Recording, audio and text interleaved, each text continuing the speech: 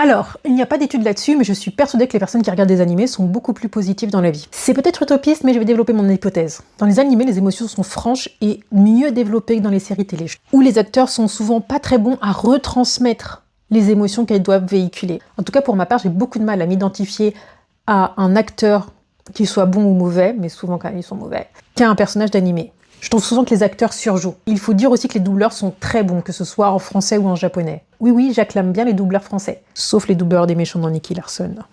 C'est une autre histoire. Bref, toujours est-il que les personnages d'animé sont mieux construits, je trouve. Et pour moi, la référence ultime, c'est Asuka dans Evangelion, qui se rapproche de plus du développement humain.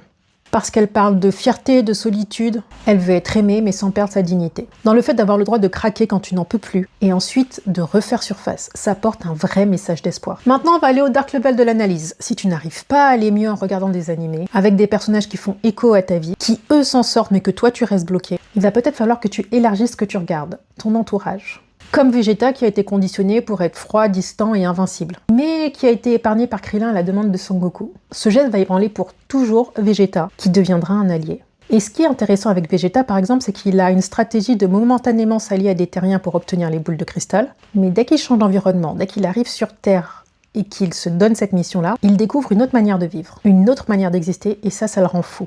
Il résiste, il déteste, mais il change. Et ça montre que parfois le courage, ce n'est pas de jouer le caïd ou de paraître le plus fort. C'est d'oser changer de décor et d'accepter de rentrer dans ce nouveau décor. Concrètement, ce que je suis en train de te dire, c'est qu'il est peut-être temps pour toi de changer de fréquentation. Côtoie des gens heureux, que tu vas peut-être trouver un peu bisounours au début, mais tu auras très certainement des choses à apprendre d'eux.